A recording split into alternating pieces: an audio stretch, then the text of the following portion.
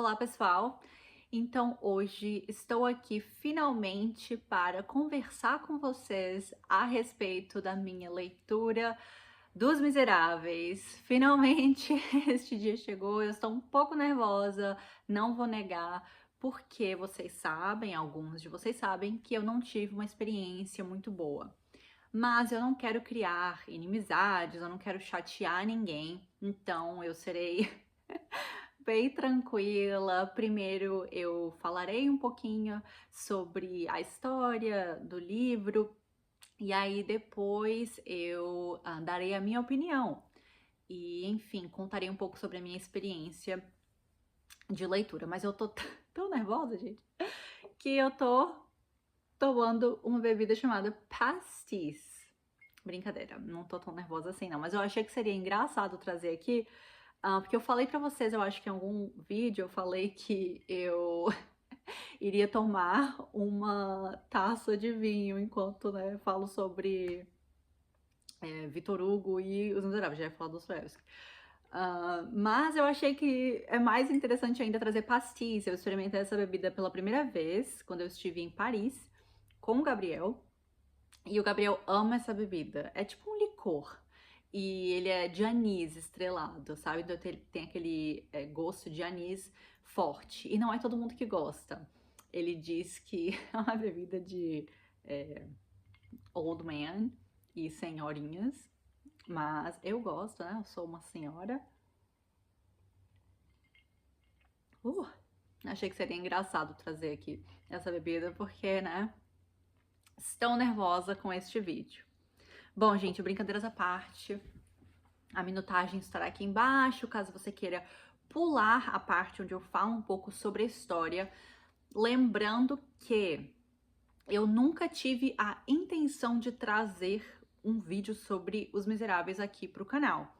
Este nunca foi um livro que eu pensei muito em ler. Eu assisti ao filme quando ele estava no cinema e tudo mais, e bom, até considerava ler Os Miseráveis, mas não estava na minha lista, em nenhuma das minhas listas.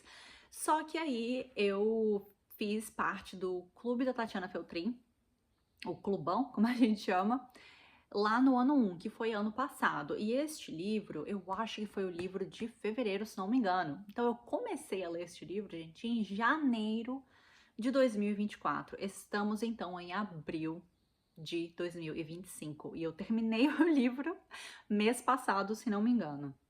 Então, assim, eu comecei a ler o livro tem muito tempo, então tem algumas coisas que eu não vou lembrar da história mesmo.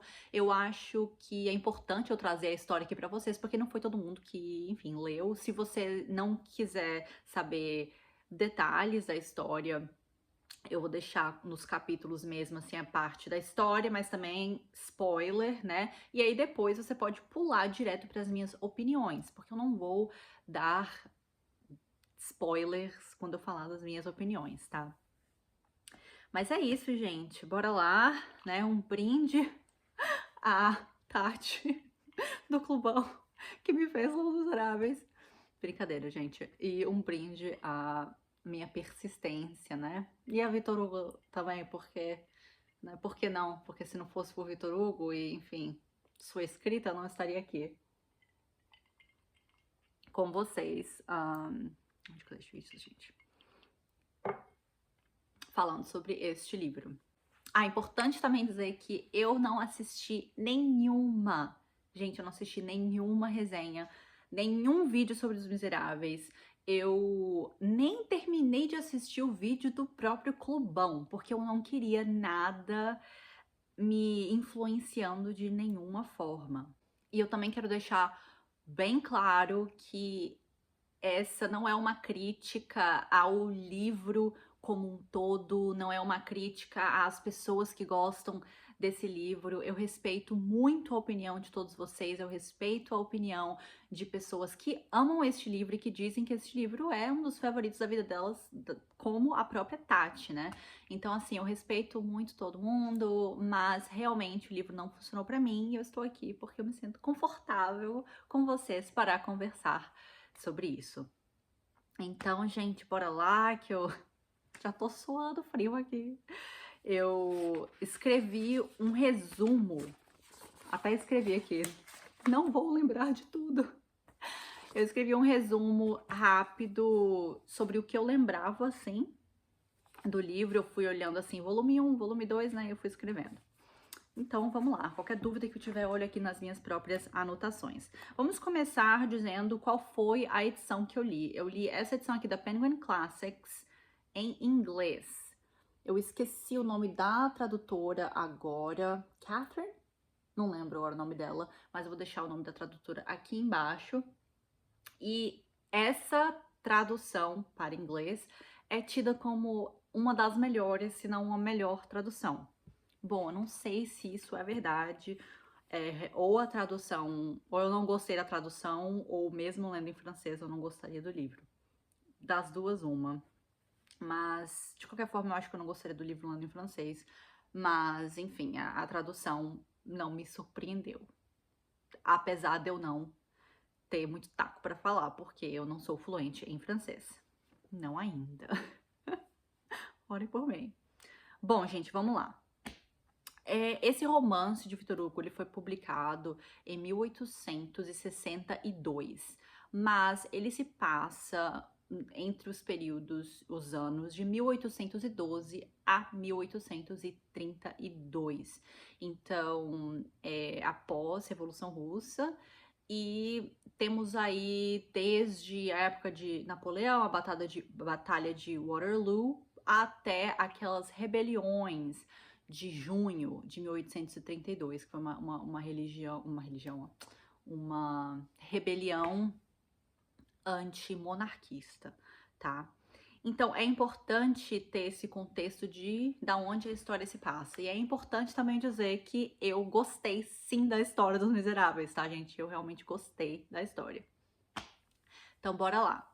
Aqui acompanhamos um homem chamado Jean Valjean. Ele é um homem que é de uma família pobre lá na França. Ele precisa alimentar grande parte da sua família. Então, ele tem uma irmã, acho que tem outros irmãos também, ou tem sobrinhos, mas ele tem várias crianças que ele precisa prover, para quem ele precisa prover.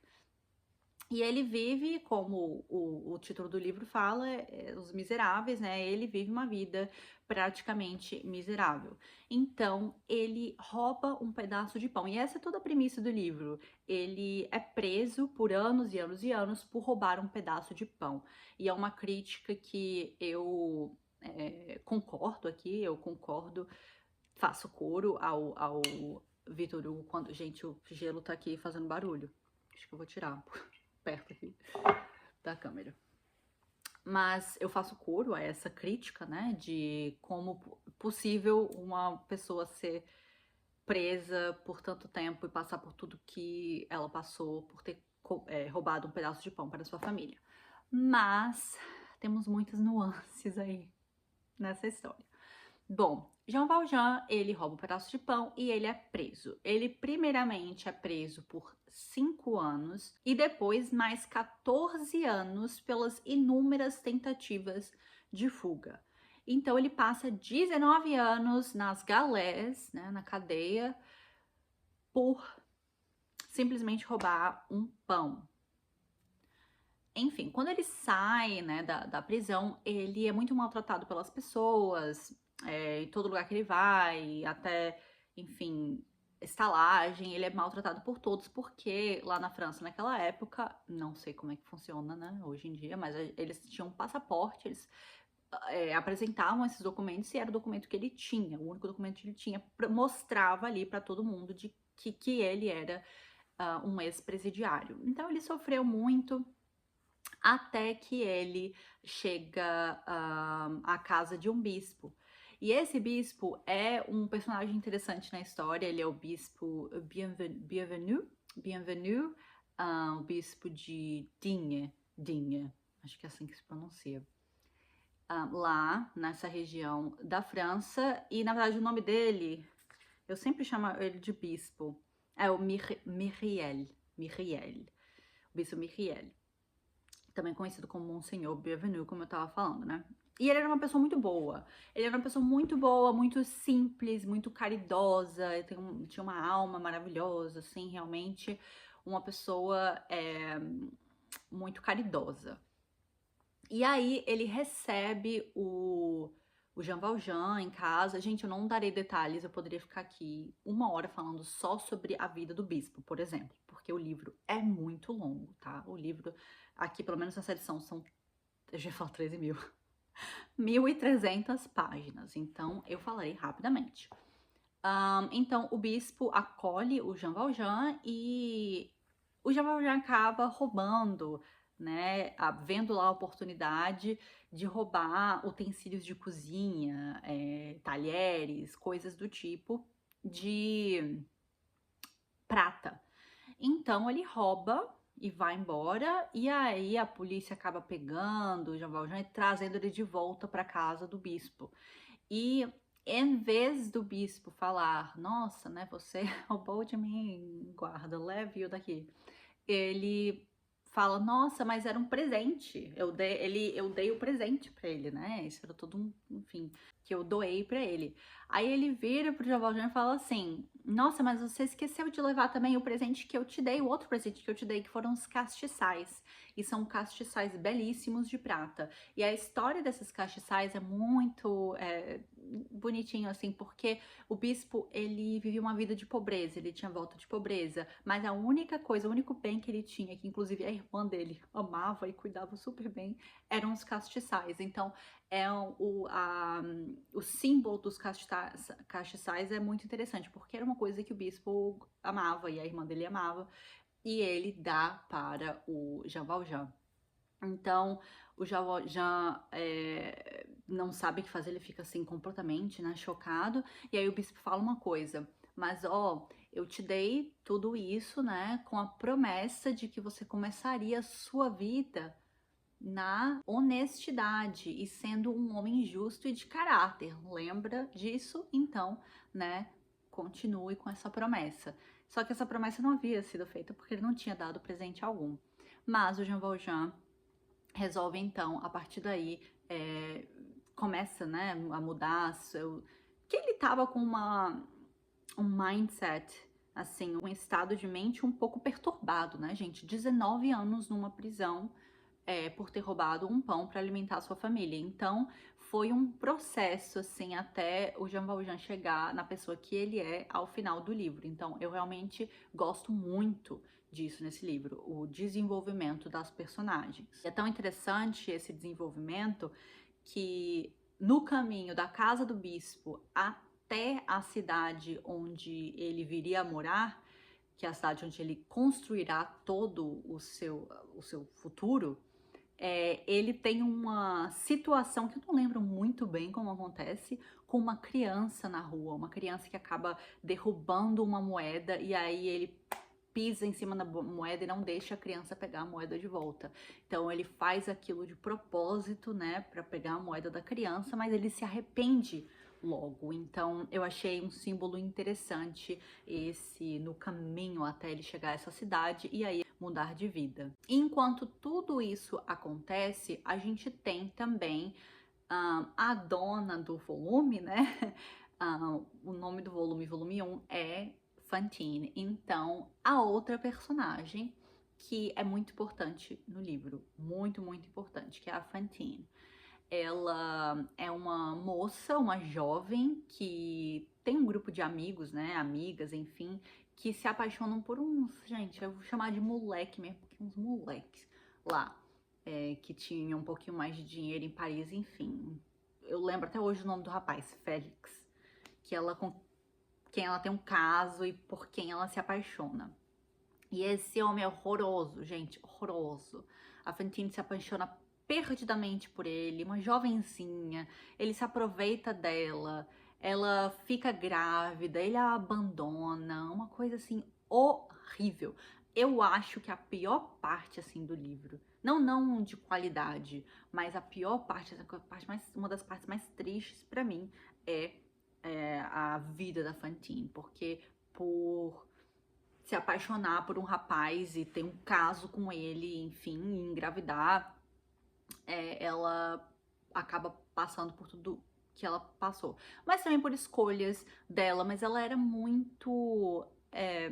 ela era muito ingênua, então dói muito, né? Doeria de qualquer forma ler uma miséria dessa acontecer com uma pessoa, mas é realmente muito triste, porque é uma jovem numa época que não tinha nenhum tipo de recurso, nenhum tipo de apoio, principalmente quando não tem família, né? Ela não tinha família, ela não tinha ninguém. Então ela tá grávida, acaba tendo a menina, que é a Cosette, que na verdade o nome é Euphrasie, não sei pronunciar, mas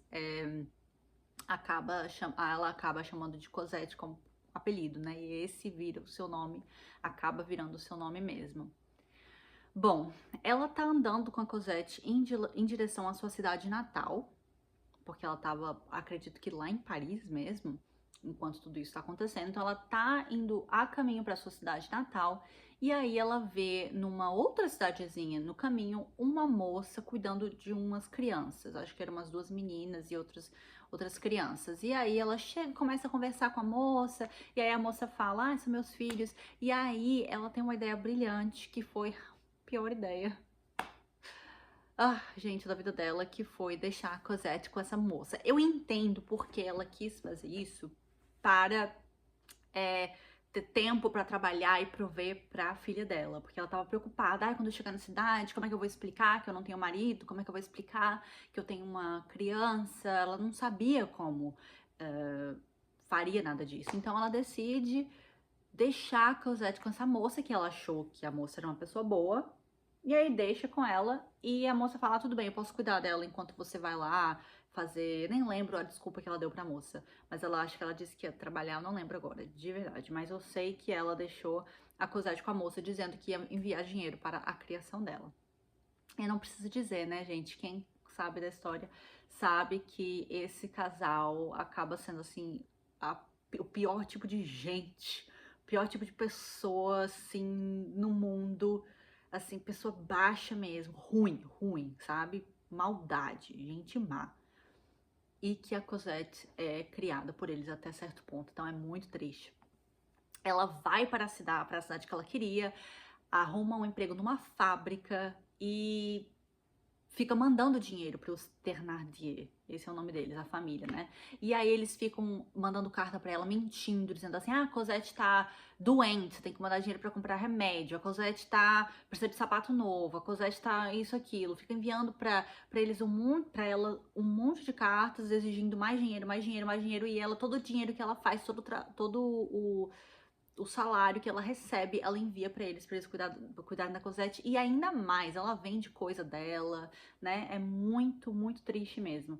E, na verdade, eles não estão cuidando da Cosette coisíssima nenhuma.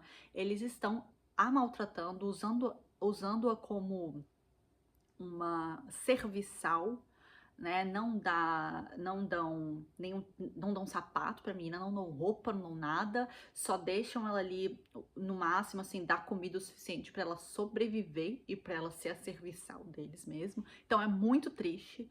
E a Fantine tá achando lá que a Cosette tá sendo bem criada por eles e enviando todo o dinheiro dela. São uma raiva nessa hora, gente, tô uma raiva. Mas fica pior. Ela acaba sendo demitida da fábrica, eu não lembro agora o motivo. Eu acho que é porque descobriram que ela tinha uma filha, uma pessoa que trabalhava na fábrica com ela, que tinha inveja dela. A Fantine era muito bonita, então ela tinha muita gente com inveja dela. Então ela acaba sendo demitida. Falam pra ela que quem a demitiu foi o dono da fábrica. Quem é o dono da fábrica? O Jean Valjean, que agora se chama Père Madeleine. Père Madeleine, que é, como eu falei pra vocês, né, ele acaba criando todo o seu futuro nessa cidade. Então, assim, ele trabalha muito, é muito esforçado, ele é um homem diferenciado, ele é um homem grande, forte. Ele acaba cuidando da cidade inteira ao ponto de fazer riquezas, acumular riquezas e se tornar eu já ia falar dono da cidade, gente. Se tornar o prefeito da cidade. Então, ele também é dono dessa fábrica. Falam pra ela que ela é demitida por conta do Père Madeleine, que não queria mais ela na fábrica porque ela era uma mãe solteira, enfim, e mentiu sobre ter uma filha. Enfim, gente, não era verdade, ele nunca falou nada disso, mas ela acaba criando um ressentimento, né, aí em relação ao Jean Valjean. Bom, ela perde tudo, gente. A Fantine perde o trabalho, vende todas as coisas que tem, chega a vender roupa, vende tudo que ela tem ao ponto de vender os próprios dentes. Então é uma tristeza. É assim, muito. Eu sinto o Victor Hugo aquele muito delicado nos pequenos detalhes, sabe? Nos pequenos detalhes aqui da história. Eu gosto como ele é, faz essa exposição da realidade que nós não conhecemos. Então, me tocou profundamente aqui essa parte. Ela tem que vender tudo, né? Os dentes. E acaba ficando muito doente. Aí tem uma cena que é horrível, que eu lembro, gente, até hoje ela tá na neve. E aí alguém a xinga na rua, não sei, um homem dela joga uma bola de neve nele, uma coisa assim. E aí ela acaba sendo presa por uma outra personagem principal. Quer dizer, não tão principal, importantíssima pro livro, que é Javert. Então, Javert é um policial dessa cidade. Que também sempre desconfiou, não desconfiou do Jean Valjean, do Père Madeleine. Sempre achou que tinha alguma coisa ali acontecendo.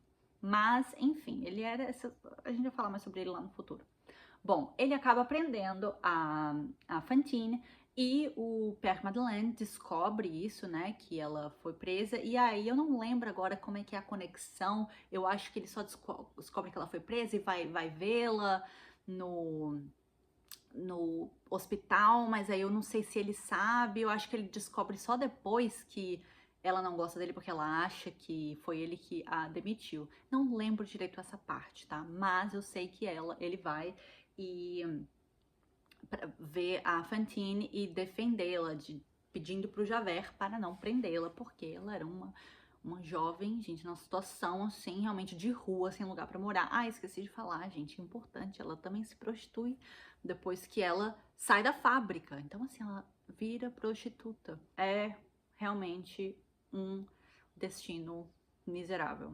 Bom, como eu disse, eu não lembro os detalhes de como tudo se deu, como eles acabaram conversando, o Jean Valjean, o Père Madeleine e a Fantine, mas ela acaba contando sobre a Cosette e eles acabam, né, se acertando, e o Jean Valjean acaba prometendo a ela de que ele cuidará da Cosette. Mas aí o Javert fala pro Père Madeleine que encontraram o Jean Valjean, né, aquele famoso presidiário, ex-presidiário Jean Valjean, que foi pego numa cidadezinha aí próxima roubando. E aí eles viram que era o Jean Valjean, ex-presidiário, e estão mandando ele de volta pra cadeia, ou enfim, ele tá sendo julgado agora para ser condenado.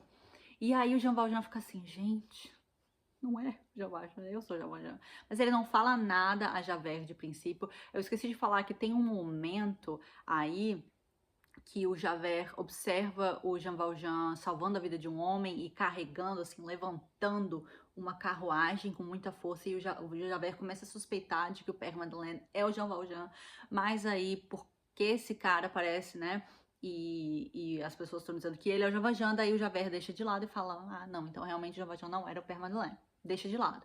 Mas o Jean Valjean fica com isso na cabeça dele, então ele vai até a cidade onde esse rapaz está sendo julgado, onde esse homem, na verdade, está sendo julgado. A Fantine fica lá com uma doença que eu acho que é tuberculose, mas ela tá lá, assim, realmente muito doente nesse hospital. Não sei se é um hospital ou se ela tá num presídio. Eu acho que ela fica num presídio mesmo, gente, mas ela tá muito mal. E ele vai para esse lugar e acaba lá no julgamento dizendo que ele é o Jean Valjean. Então, assim, esse momento é um momento muito bom, assim, no livro, sabe? Que você fica lendo as páginas assim, o que vai acontecer, o que vai acontecer? Mas ele acaba dizendo que ele é o Jean Valjean, volta pra cidade, chega lá e conta tudo pro Javert.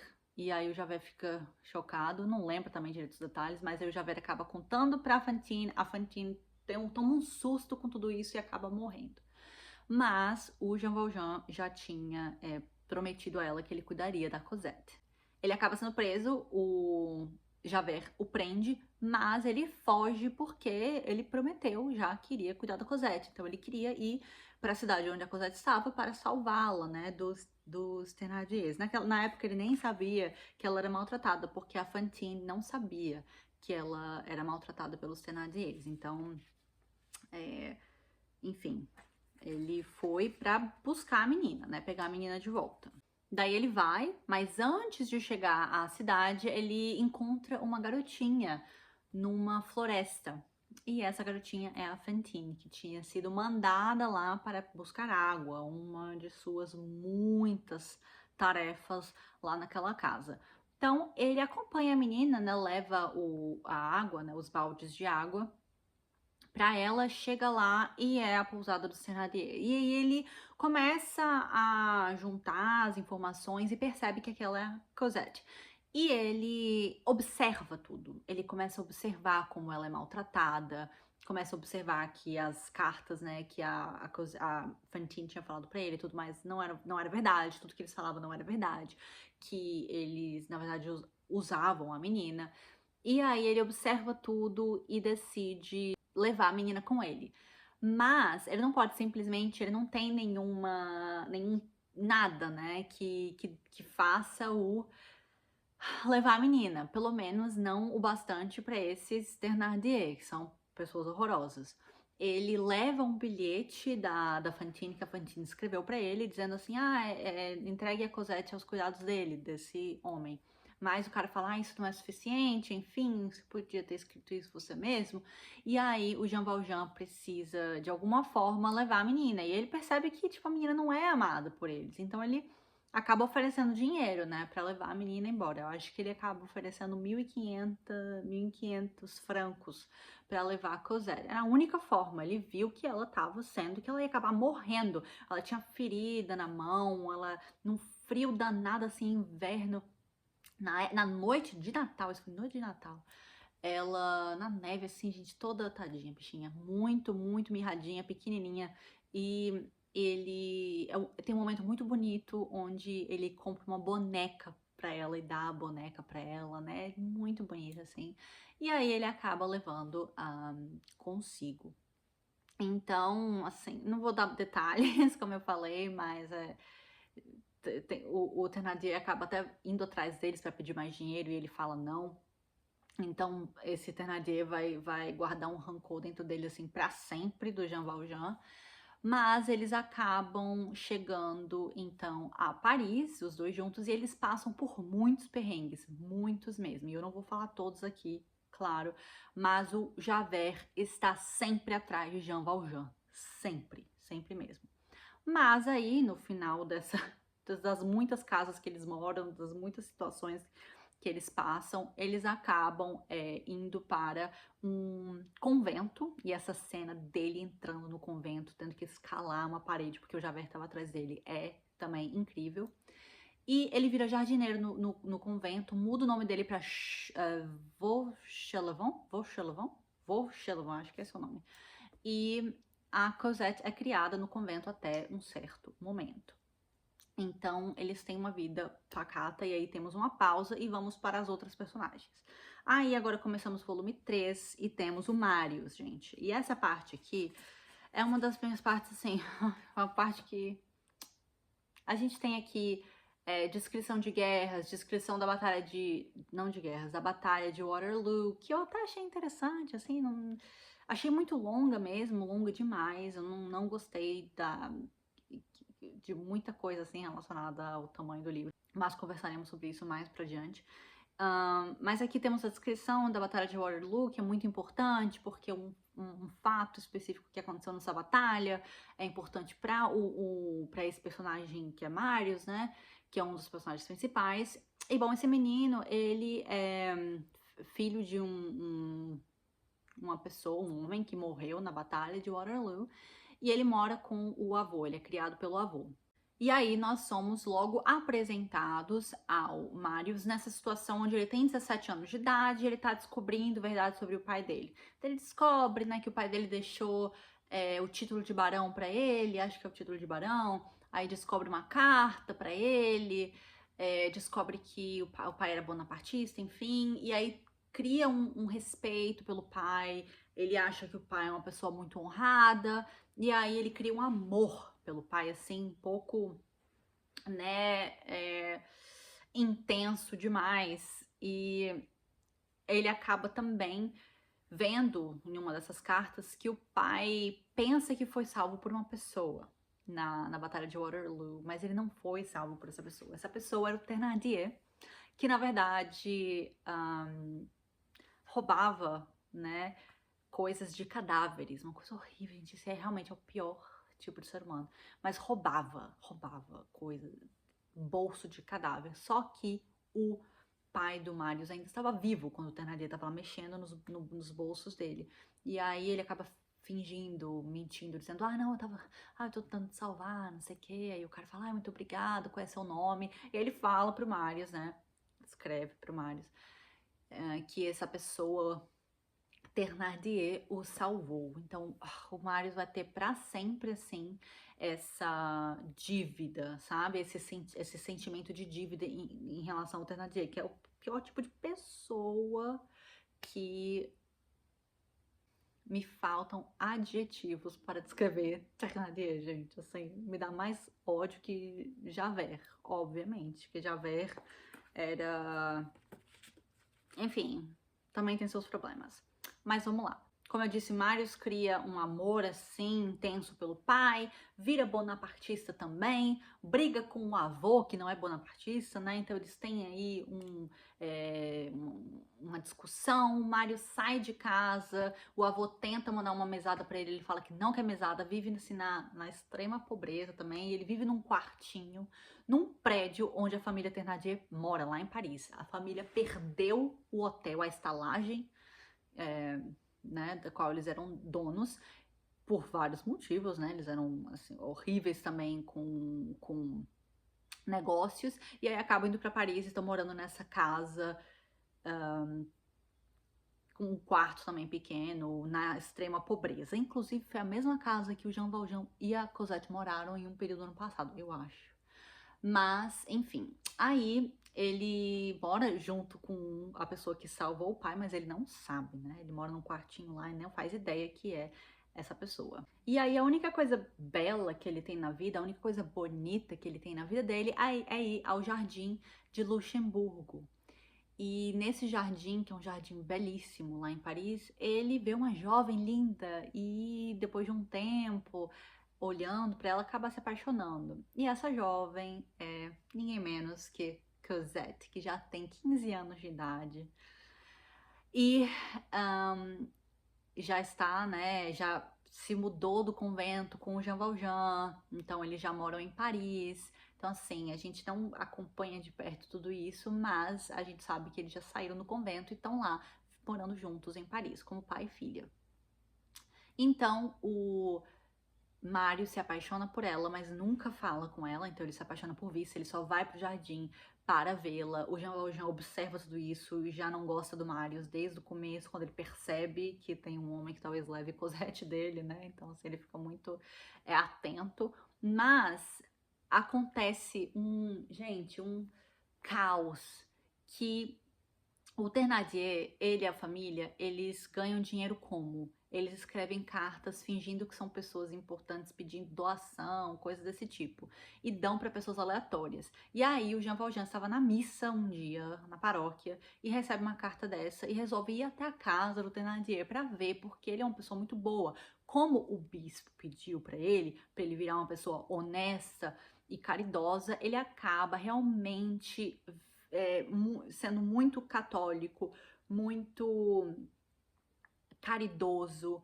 Todo o dinheiro que ele ganhou muito dinheiro, tá? Como um empreendedor lá nessa cidade. E também como prefeito, não sei. Mas enfim, ele tem muito dinheiro. E ele sempre ajudou muitos pobres. Então ele ajuda muito, ele é muito caridoso. E ele acaba indo pra a casa de pessoas passando dificuldade e dá dinheiro pra elas. Aí ele foi pra casa do Thénardier, junto com a Cosette. Será que a Cosette foi? Não, a Cosette foi no primeiro momento. E aí eles chegam lá e o Thénardier fala: ai, a gente precisa de dinheiro. Começa a perceber que ele conseguiria mais se ele pedisse mais. Ele começa a pedir, falar que precisa do dinheiro do aluguel, precisa de dinheiro pra isso. E aí o Jean Valjean, caridoso, fala: tudo bem, eu volto aqui sozinho, né, mais tarde, para poder te trazer o dinheiro do seu aluguel. E ele percebe, o Thénardier percebe que aquele ali é o Jean Valjean e que a menina é a Cosette. E ele tem esse ódio, esse rancor pelo Jean Valjean, porque ele levou uma fonte de dinheiro pra ele, porque a Cosette era uma fonte de dinheiro. Bom, o Marius está prestando atenção em tudo, gente, porque ele tem um buraco na parede dele que dá pro quarto do Thénardier e ele observa tudo. Quando ele vê a Cosette, ele fica: ah, gente, a Cosette, né, a moça, nem sabe o nome dela, mas sabe que tá apaixonado por ela. E aí, quando o Jean Valjean volta, o Thénardier tinha chamado uma gangue pra poder roubá-lo, né, enfim, horrível, gente. Acabam prendendo ele, machucando ele. O Jean Valjean até tenta lutar contra todos no começo, porque ele é forte e bem grande, mas acaba perdendo essa luta. E o Marius, ele tinha avisado, na verdade, quando ele estava lá antes e ele ouviu o Thénardier conversando com os comparsas dele de que eles queriam fazer isso com o Jean Valjean, o Marius, ele vai até a polícia. E aí, quem tá lá, quem é o policial que tá lá? O Javert. Ele acaba contando tudo pro Javert, o Javert até dá uma arma pra ele. E aí, ele leva a arma porque o Javert estará esperando um tiro que ele dará para saber a hora de ir e prender todo mundo. Bom, dá uma confusão danada, não vou me delongar aqui. E o Javert vem e acaba prendendo todo mundo, o Jean Valjean foge, acaba fugindo. Bom, daí esse volume termina e o próximo volume, que é o volume 4, é mais focado na rebelião mesmo, na rebelião de junho de 1832. E aí a gente tem os acontecimentos das barricadas lá da rua Saint-Denis. E eu esqueci de falar, mas o Marius, quando ele fugiu não, mas foi embora da casa do avô, ele fez amizades com um grupo de homens, assim, né, envolvidos em política liberais. E esses homens estavam envolvidos aí nessa rebelião, né, então o Marius, ele virou super bonapartista e acaba até indo de encontro, assim, com os amigos dele em dados momentos, mas ele participa de todos os acontecimentos. Não com tanto afinco, mas ele participa. E ele acaba tendo um papel importante lá na barricada, nos acontecimentos da barricada. E esses capítulos, eles são bons, assim, acontece muita coisa, mas eu achei algumas coisas, assim, enfim. Bom, como eu disse, antes da rebelião realmente acontecer, a gente tem Cosette e Jean Valjean vivendo a vida deles normalmente, depois de tudo isso ter acontecido. Cosette não sabia de nada daquilo, né? Enfim. Então, o Jean Valjean acaba descobrindo o endereço da Cosette, porque a Éponine, que é a filha do Thénardier, que é apaixonada pelo Marius, né? Esse relacionamento deles também é muito interessante. A paixão dela, assim, não é nem paixão, mas esse amor que ela tem por ele, ela o coloca num pedestal, assim, é muito triste também de ver como ela é tratada pelos pais e, enfim, né, gente, é uma vida também muito miserável que ela acaba tendo. E aí ele pede a Eponine o endereço da Cosette. A Eponine primeiro não quer falar, mas ela acaba falando. E aí ele vai até lá e vê a Cosette no jardim da casa. E aí ele acaba deixando um bilhete para ela. E aí ela lê esse bilhete e eles acabam se encontrando. E, gente, esses capítulos do encontro e assim do amor, sabe, da Cosette e do Marius, eu fiquei emocionada. Eu fiquei realmente emocionada com isso. Muita gente no Instagram comentou assim: nossa, achei muito meloso pra mim, mas eu gostei. Eu achei lindo, eu fiquei emocionada, eu chorei. Eu só não chorei tanto quanto eu chorei com o Senhor Mabuff, que foi um personagem que eu não comentei, né? Mas é um personagem importante pra história do Marius. E eu chorei com ele, porque tadinho. Mas eu achei lindíssimo. A Cosette conhecendo, né, Marius, eles se conhecendo e criando esse amor. Só que o Jean Valjean, ele já tem essa suspeita, né, de que tem um homem interessado nela, mas ele acaba encontrando a carta que o Marius escreveu pra ela, e aí ele fica com muito medo, né, de ser abandonado. O Jean Valjean tem muitos traumas, e aí ele acaba dizendo pra Cosette que eles vão se mudar pra Inglaterra. E aí ele também, o Javert tá sempre, né, por lá, e ele sempre tem medo de também ser pego pelo Javert. Então, eu esqueci de falar uma coisa muito importante. O Jean Valjean, lá pra trás, ele acaba todo o dinheiro que ele acumulou na vida dele anterior, né, como prefeito e como homem de negócios, ele leva com ele e cava lá numa floresta. Então, de quando em quando ele vai numa viagem para poder pegar dinheiro para sustentar a família. É assim que eles se sustentam, tá? Acho importante falar isso. Mas aí ele fala pra Cosette que eles vão pra Inglaterra e a Cosette entra em desespero e vai contar para o Marius. E ele também entra em desespero, gente. Tá todo mundo desesperado.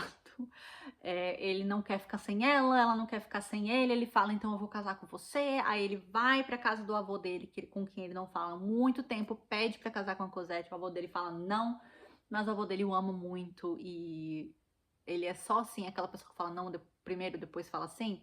Mas o Marius não fica na casa dele e resolve ir embora, né? Triste e completamente sem esperanças.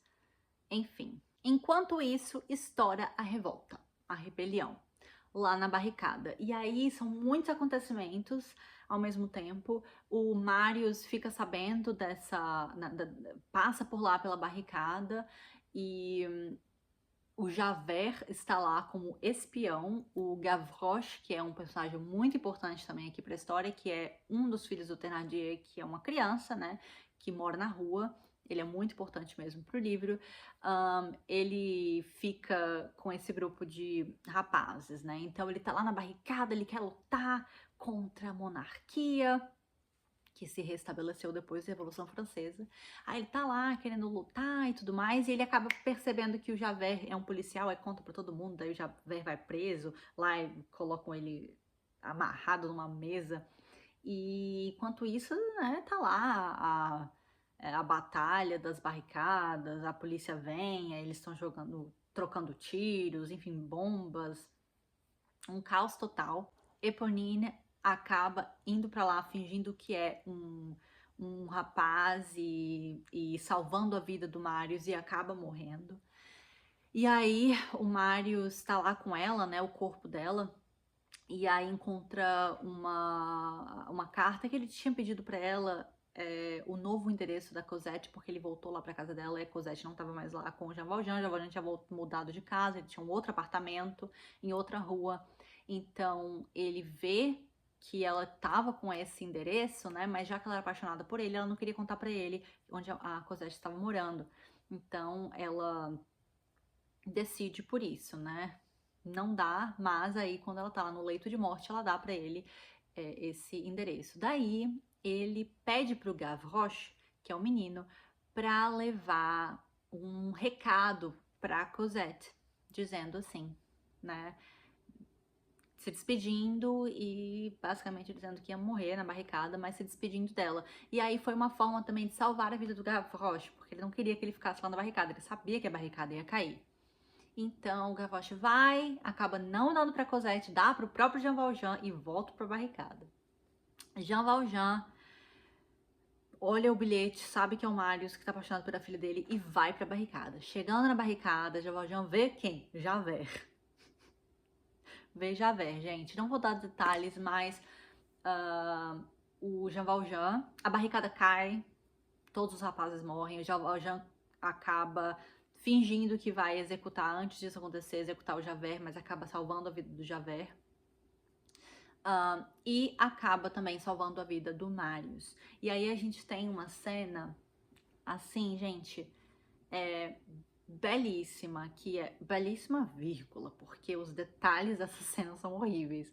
Mas a cena do Jean Valjean salvando o Marius, onde ele leva o corpo do Mario, que tá quase, né, mais pra lá do que pra cá, nas costas pelos esgotos de Paris. Chega um momento lá no esgoto que parece que é uma areia movediça, gente, que ele tá assim completamente coberto em esgoto e mares aqui na cabeça dele, uma coisa horrorosa, mas muito bonita de ver ele fazendo tudo aquilo por um rapaz que ele não gosta, porque ele não quer que a filha dele seja levada. Mas ele tá fazendo isso por amor a não só a filha, mas também a o ser humano, porque ele é muito católico e mudado, né, depois do bispo, como uma pessoa muda a vida, né? Uma só pessoa às vezes consegue mudar tanta coisa. Mas aí ele salva a vida do Marius e é muito bonito. Ele acaba, quando ele passa pelos esgotos, lá no finalzinho do esgoto tem o Thénardier, tá lá. E na hora ele não reconhece que é o Jean Valjean, mas ele reconhece depois, ele percebe depois que era o Jean Valjean. Ele acaba passando pelo Thénardier e vai pra fora, né, do esgoto do outro lado da cidade, porque a parte de cima da cidade tá toda tomada, né? Então, assim, pelas barricadas e pelos policiais. Então ele teria que ir pelo esgoto, era o único caminho dele ir. E aí ele chega do outro lado, encontra o Javert, e aí ele fala: Ah, eu posso levar ele de volta para a casa do avô? O Javert fala: Pode. E aí os dois vão lá juntos e o Javert vê que ele tá salvando a vida daquele homem, daquele rapaz. Só que durante isso, durante toda essa situação, o Javert tá pensando, né, nessa obsessão dele, a obsessão da vida dele, de simplesmente prender, e a obsessão da toga, né, isso é importante dizer também. Mas ele começa a perceber muitas coisas e o quanto que, ao mesmo tempo ele percebe que essa obsessão dele é errada, ele não consegue viver nesse mundo. O Javert não consegue viver nessa realidade de que as coisas não são só preto e branco. Ele não consegue viver nessa realidade que existe bondade em qualquer lugar e que Deus consegue transformar o mal em algo bom. E eu escutei uma coisa hoje de manhã que o Father Mike Schmitz falou, que não existe o mal, ele não é o mal é a ausência do bom. Então, por exemplo, a gente tem o anjo caído, Lúcifer, ele é a ausência de Deus no sentido de que ele se revolta contra Deus, então ele não quer mais esse vínculo com Deus como filho de Deus, e ele quer total controle e total rebeldia e quer ser Deus, né? Ele mesmo quer esse poder. Mesma coisa com a maçã no Jardim do Éden, enfim, essa é uma outra coisa que podemos falar em um outro vídeo.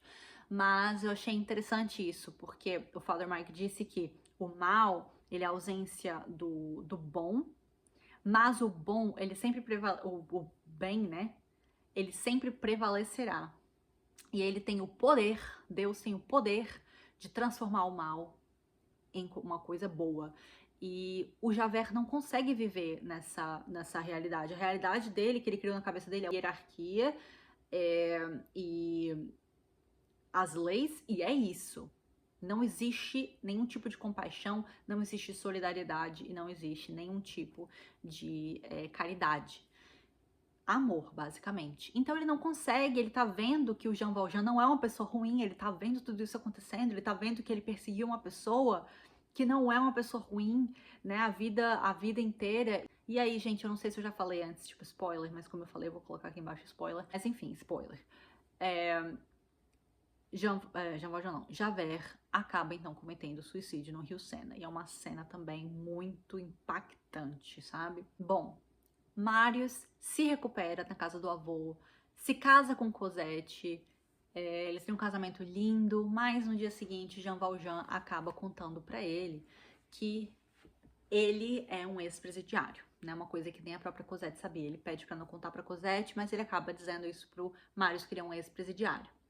E o Marius fica completamente horrorizado, chocado. Tudo bem que o Jean Valjean, ele não deu muitos detalhes pro Marius, não contou toda a vida dele, não contou. Ele fala só que ele era ex-presidiário de uma forma assim que não dá um contexto, né, maior. E aí o Marius, ele acaba tirando o Jean Valjean da vida da Cosette aos poucos de uma forma muito cruel, ao ponto de fazer com que Cosette e Jean Valjean não se vejam mais. E Jean Valjean acaba ficando doente de tristeza, gente. Jean Valjean não come mais, não sai mais e gradualmente ele vai definhando.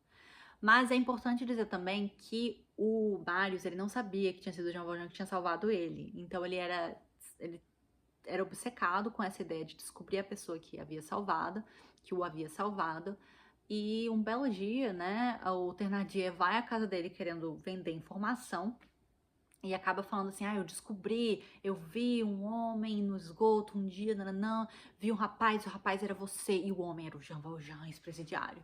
E aí ele acha que isso vai fazer uma coisa boa, né, pra ele, que vai ganhar dinheiro, mas no final das contas o Marius percebe que a pessoa que o salvou, era o Jean Valjean.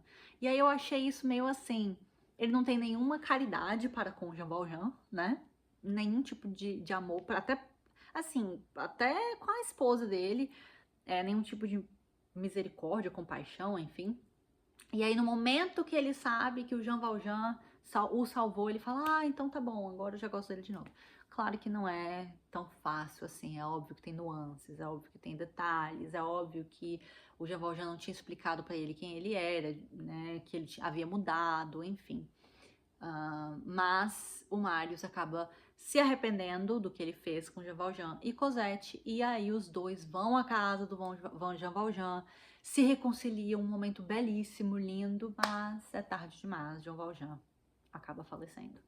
Então, gente, essa é a história dos Miseráveis. E agora eu vou começar a falar sobre a minha opinião. Tô nervosa, mas tem que falar, né? Gente, primeira opinião, assim, primeira coisa que eu quero falar são as coisas boas. As coisas ruins eu falo depois. Eu tô rindo de nervoso. Bom, eu quero respeitar todo mundo aqui, tá, gente? Coisas boas. Escrevi aqui, a história é boa, belíssima. Sim, a história é belíssima. Eu acabei de contar pra vocês o quão bela é essa história, né? O quão incrível são as ligações de todas as personagens, o quão belas são belos são os desenvolvimentos das personagens. A parte uma outra personagem, né? Assim, realmente é lindo o que acontece aqui nessa história, apesar de que há perdão, há redenção, a compaixão, caridade, apesar de tudo isso, há também coisas que se vão e não voltam mais, né? Então, escolhas que você faz, como o Marius fez uma escolha de completamente afastar Jean Valjean de Cosette, e depois se arrependeu amargamente porque ele percebeu que Jean Valjean foi o homem que o salvou.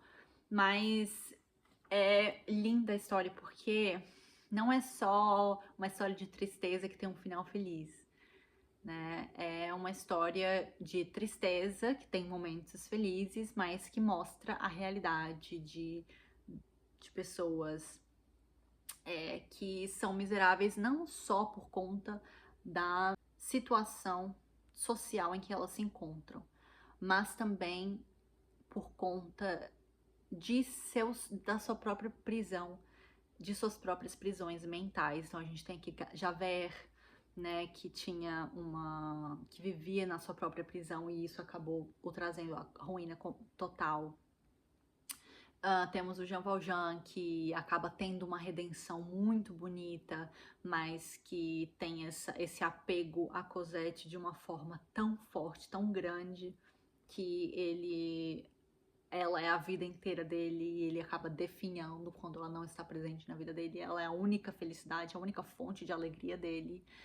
O que também, né, é difícil. Então, assim, a gente tem coisas muito bonitas mesmo. E eu, como católica, cristã, eu me emocionei muito com várias coisas aqui. Então, não tô dizendo que eu não gostei da história. Eu gostei, sim, da história e muito, tá? Então, esse é o primeiro ponto que eu quero deixar claro, que eu gostei. Bom, falei aqui também gosto do perdão, da redenção, dos pequenos detalhes da história, de como ele linka tudo. Gosto do romance entre Marius e Cosette, porque eu achei que muito bem escritas as cenas entre Cosette e Marius. Então eu gostei muito e com certeza eu vou lembrando de outras coisas que eu gostei também aí no decorrer das coisas ruins, tá? Eu coloquei aqui ruim só pra separar, mas, gente, foi a minha experiência de leitura, tá bom? Bom, primeira coisa, Victor Hugo, ele é muito presente no livro, mas muito mesmo. Aí você vai me falar assim, Júlia, mas seu autor favorito, Dostoiévski, ele também é muito presente nos livros. Concordo, ele realmente é, mas eu acho que é de uma forma diferente. O Victor Hugo, ele se faz presente assim, é como se ele tivesse pegado uma oportunidade e falando assim, ó, vou mostrar tudo que eu sei aqui nesse livro, tudo que eu sei sobre detalhes sobre convento, sobre detalhes de como funciona uma cidade em Paris, detalhes sobre como a França é o melhor país do mundo e Paris é a melhor cidade do mundo, detalhes do esgoto de Paris, detalhes da batalha de Waterloo, detalhes disso, detalhe daquilo, detalhe... Não. Eu quero mostrar que eu sei, de uma forma que vai tornar a leitura enfadonha e eu não me importo, né? Eu quero realmente dizer ali o que eu sei sobre esses assuntos. E também sobre suas próprias opiniões. Então a opinião dele fica muito clara aqui no livro, não só opinião política, tá? E eu gostaria de deixar bem claro aqui que não é porque eu discordo ou concordo que seja com opiniões políticas. Ele deixa claro aqui que ele acha que, ou então pelo menos que o narrador acha que a Revolução Russa foi uma... Russa, ó, tô com Dostoiévski na cabeça. Que a Revolução Francesa foi uma coisa maravilhosa. Eu já discordo, então realmente eu poderia falar que é por causa de divergências políticas, mas não é. Eu não me incomodo com isso. Eu sou muito aberta a opiniões diferentes, tanto é que Dostoiévski, que é um dos meus autores favoritos, não gostava da Igreja Católica e era abertamente, né, contrário e em seus livros, inclusive Os Irmãos Karamazov, que é um dos meus livros favoritos da vida, ele fala muito sobre isso. Então, não é por conta de política, tá? É porque ele é opinião sobre tudo, opinião sobre esses mártires da Revolução, mas também opinião sobre as próprias personagens, que ele não deixa a gente ter nossa própria opinião, ele tá lá o tempo inteiro dizendo que a gente tem que pensar, como a gente tem que sentir, o que a gente tem que achar. Eu escrevi aqui uma frase em inglês, que é o que eu e o Gabriel a gente mais descreveu aqui enquanto eu tava lendo esse livro, que o Victor Hugo, ele loves the sound of his own voice. Ama o som da própria voz. Ou seja, ele ama a própria voz. Sabe aquela pessoa que fala e não para de falar nunca, e você percebe que ela não tá nem aí pro que ninguém tem a dizer, que ela só quer falar e realmente é tudo isso que ela quer fazer? É falar, mostrar que sabe, mostrar isso, mostrar aquilo. Eu senti isso. Aí você pode falar, não, Victor Hugo não sentia nada disso quando ele estava escrevendo. Gente, primeiro de tudo, a gente nunca vai saber.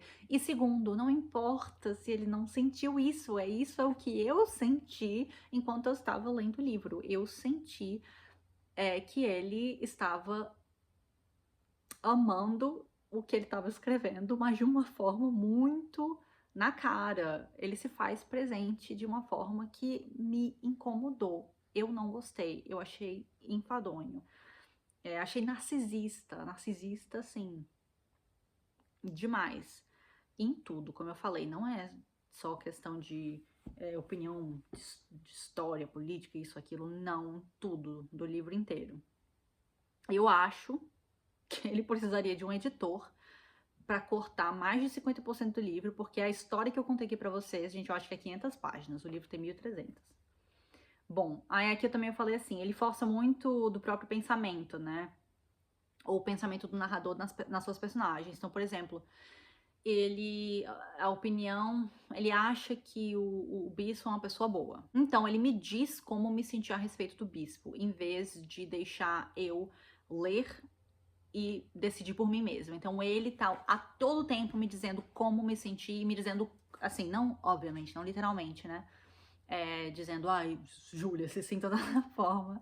Não, mas ele fala, o bispo é uma pessoa muito boa. O bispo é uma pessoa muito boa. O bispo é uma pessoa muito boa. Porque o bispo é uma pessoa muito boa. Então, assim, o tempo todo fica repetitivo. Então, achei repetitivo, achei enfadonho, sabe? Mas, dizendo isso, também tem vários momentos aqui da escrita que eu gostei da forma que ele escreveu. Não foi o livro inteiro, mas em vários momentos, sim, eu gostei, sim, da forma como ele narrou os acontecimentos e linkou um acontecimento ao outro. Uma coisa também que eu achei repetitivo, né? Eu achei muito repetitivo, coisa que ele poderia ter falado uma vez, ele fala, tipo, umas 20 vezes. Por isso que eu falo do editor, né? Aí eu escrevi aqui assim: eu senti que muitas das cenas que são emocionantes não contêm de fato emoção, o real sentimento, né? É como se fosse uma manipulação para te fazer chorar. Então, por exemplo, eu vou dar um exemplo para vocês: o Enjolras, que é uma personagem muito importante, que é o líder lá do grupo liberal, da barricada. Ele tem uma cena, gente, que ele tá matando uma pessoa com sei lá, se era uma espingarda, não lembro agora. E aí ele fala, muito difícil para mim matá-lo. Muito, muito difícil, assim, nossa, gente, mas é preciso. É preciso para o bem do nosso país. E aí uma lágrima cai enquanto ele tá fazendo isso. E atira no cara e mata o cara. Gente, outros momentos aqui do livro me emocionaram muito mais. Tipo, o senhor Mabeuf, né? Momentos de Cosette e Marius, Jean Valjean em vários momentos, mas assim, essa cena que é obviamente assim, querendo te fazer chorar, gente, pra mim foi, sabe? Aí você vai falar, você não leu direito, você já tava com birra dele, por isso que te. Pode ser que eu tivesse com birra dele mesmo, mas por que que eu ainda me emocionei no final do livro? Chorei no final do livro, né? Mas nesses momentos, assim, muito específicos que eu consegui sentir. Eu conseguia ver o Victor Hugo escrevendo, assim, quer dizer, não digitando, né? Escrevendo, assim, tipo, yeah, eu vou fazê-la chorar agora. Sabe? Uma coisa muito forçada que eu não gostei. Eu não achei orgânico. Eu achei que é um sentimentalismo, é como se fosse, assim, a emoção sendo arrancada do sentimento, o sentimento não existindo, sendo só a emoção, sendo só aquela emoção forçada para te fazer chorar, mas aquele orgânico, né, que de fato te traz as lágrimas, precisa ter o sentimento dentro, precisa ser merecido. E vários momentos aqui eu senti que era realmente só para te fazer chorar e que não tinha sido merecido. Então essa cena com a Enjolras, por exemplo, foi uma delas. E eu não gostei. Eu e o Gabriel, a gente sempre fala sobre uma coisa que quando você foca muito numa coisa, você quer muito aquela coisa e você foca só nela e acaba forçando de alguma forma, você perde a coisa que você queria, né? Você perde, aqui nesse caso, eu sinto que ele realmente, de fato, perde a verdadeira emoção, o verdadeiro sentimento que ele queria, e aí fica com uma coisa, eu não quero usar essa palavra, mas uma coisa barata, né? Um sentimentalismo e não de fato um forte sentimento que te traz aquela emoção mesmo, né? Uma coisa real, verdadeira, que te comove. Eu também escrevi aqui que pra mim fica claro que ele quer me levar em uma direção. Então essa é uma outra coisa que pra mim é diferente das opiniões. Por exemplo, ele tem uma opinião sobre isso, ele deixa clara a opinião. Ele quer dizer que o bicho é bom e ele fala que o bicho é bom. Isso aqui é diferente. Ele quer me levar pra uma direção, mas ele não faz isso de uma forma, eu acredito, respeitosa com o leitor. É como se ele não respeitasse muito o leitor, sabe? Ele faz muito na cara e como eu disse também, novamente, né, não é orgânico. Então, eu não gostei como eu fiquei. Eu me senti manipulada lendo. Não manipulada, porque eu não acredito que eu tenha sido.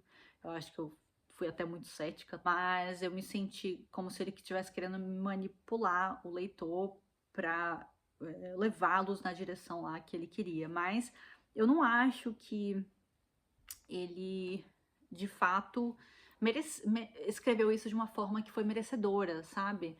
Eu não sei como explicar, não sei como colocar em palavras. Quer dizer, eu coloquei em palavras várias das coisas, mas especificamente isso. Eu só senti que foi forçado, sabe? Eu senti que foi forçado e chato. Várias partes do livro que eu achei chato. Eu fiquei mais de ano lendo esse livro. Fiquei um ano e, sei lá, 2 meses lendo esse livro. Pra mim, várias partes foram chatas, enfadonhas. Eu sou acostumada a ler livros grandes, então não é por conta disso. Muita gente não gostou dos Irmãos Karamazov, não concordo, mas eu respeito a opinião dessas pessoas, mas pra mim não foi o caso. Eu amei e pra mim não. Eu queria que tivesse mais páginas ainda. Pra mim tinha que ter a continuação, não teve. Dostoiévski acabou, né, falecendo antes disso. Mas pra mim, realmente, Os Miseráveis foi difícil. Se fosse, eu até falei pro Gabriel assim, eu consideraria reler em francês, quando, né, com fé em Deus, se eu me tornar fluente, eu consideraria ler em francês se fosse só as partes da história mesmo. Que ainda assim, em alguns momentos eu não gosto, mas eu consideraria reler.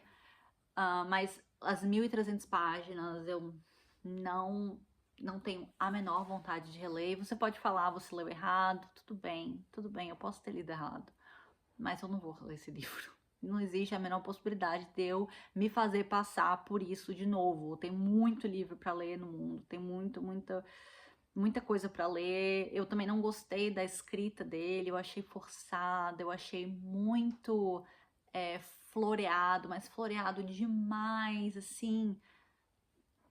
Gente, dele eu só li antes, né, O Último Dia de um Condenado. Eu gostei, assim, ok, o livro. Não achei a escrita dele maravilhosa, mas eu achei também um livro mais curto, né, eu achei ok. Mas esse livro aqui, engraçado que em várias partes, as partes que me emocionaram, por exemplo, o Senhor Mabeuf, várias partes do Jean Valjean, Cosette e Marius, eu achei bem escritas. Realmente tem vários momentos aqui muito bem escritos. Não é à toa que é um clássico da literatura e muita gente tem como seu livro favorito. Então, realmente, não tô falando que o livro é mal escrito. Não é isso que eu tô dizendo. Mas eu não gostei do writing style dele, da escrita dele mesmo. Não gostei do estilo de escrita dele. Pronto, não gostei.